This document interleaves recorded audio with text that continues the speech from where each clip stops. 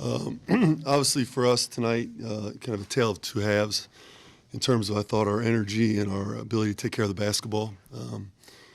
Always excited to get a win. I think the Alabama A&M is a team that I was even more impressed with on tape because they're playing a lot of their young guys. They gave UAB a really good game throughout 40 minutes the other night in their second road game.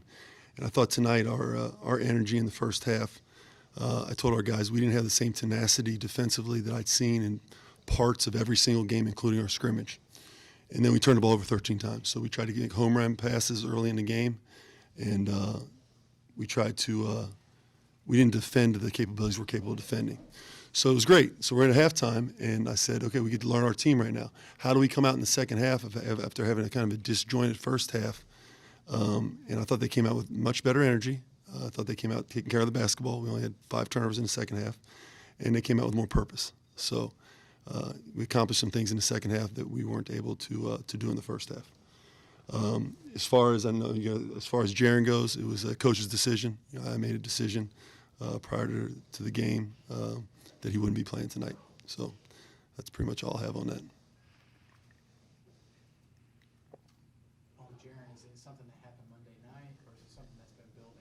It was a coach's decision for today's game.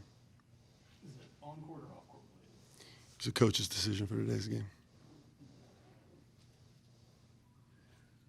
What type of challenge do you feel that the zone presented you? Yeah, I need to speak to that because that's not on our guys. That's on me. I haven't worked heavily on our zone yet, so I didn't think all the turnovers had to do with the zone, but it certainly kept us a little off balance. And this is the week we're going to heavily work on it. We just haven't had. We've been putting everything else in, and I felt like the opponents that we had on our schedule early in the season weren't going to be zone centric. So that's more the time that we need to put into the zone. Coach, do you see this with Jared? I know coach's decision you said. Is it something that you see persisting beyond one game? That's a great part about a coach's decision. I'll get a chance to reevaluate it as we go forward. Do you feel like whatever message you were delivering was delivered to him? There was no message. I just made a decision, and our guys I thought played not well in the first half and played well in the second half. Despite a tough first half for the team, Chris had a great overall game, getting a double-double. What are your thoughts on that? Well, I think Chris just continues to solidify his ability to score in the post and make plays and gain the trust of his teammates. And, you got to have an inside presence in this league and in any league in the country. Certainly in our system, there's got to be an inside presence. I think it's really important. Certainly looks a lot different than he did last year. He does. He's put on good weight, and that's a large part to his focus. And Mike Rayfeld's done a great job, and those guys have really put him in position to be successful. And I think Coach G and Coach Dwyer, 2 guys that really work with our post guys, have also done a phenomenal job with him.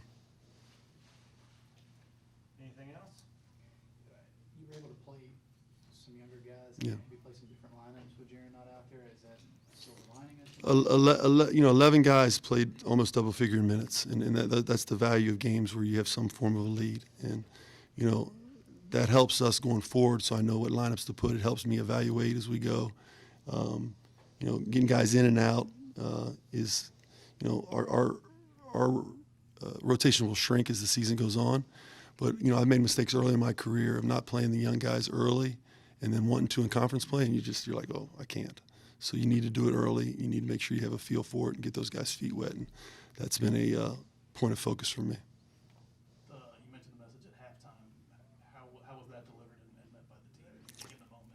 Yeah, I think it was delivered, kind of the way we're talking right now. I mean, I didn't go nuts on them. It was just a situation where, hey, I told you the way it was going to be in the first half, and it played out exactly the way I said it was going to play out if we don't bring X, Y, and Z.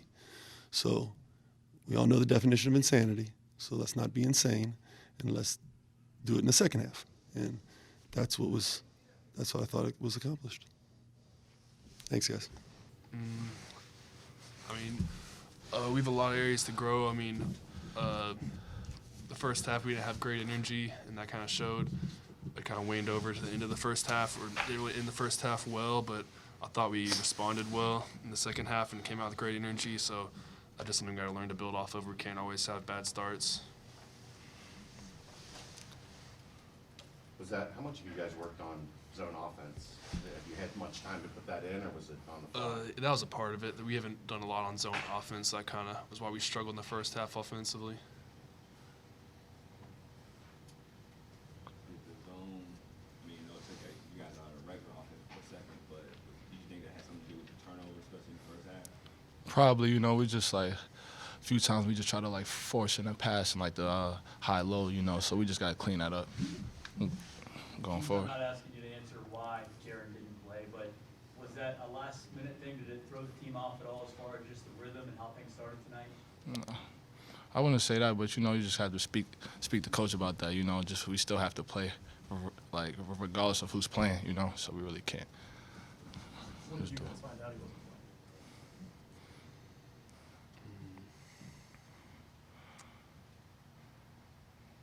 playing? Ballpark? Just gotta We just kind coach's decision. Yeah. Was it weird not having him out there, especially for you? You played with him now. Yeah. It was weird, but we still gotta play and try to win. You guys had 13 first half turnovers. Do you think that was more so just a lot of guys who played with each other a whole lot? Might have been part of it. Just we had different lineups in that weren't really we practiced together having in, so it was just a lot of just kind of random lineups where people usually don't play together, and that just was part of it. But a large part of it was just us being careless with the ball, and it's kind of laissez-faire, just throwing the ball around, being careless. Coach, you have a calm, understated message for you guys at halftime? Not exactly, but he got us where we needed to be. 18 and 10. How's it feel to get your first double-double here at Cincinnati? It feels great, but a large part of it was just the guys throwing me the ball. They did a great job finding me tonight, and just all the credit goes to them. That's just hopefully something we can all build off of from here. Keith, what's it like having a 7'1" guy down there to It's throw it into? it's great, because like every time I drive, I just try to just tell them just stay prepared, because it's coming. Either I drive it or I'm gonna drop it off to you. Just stay ready.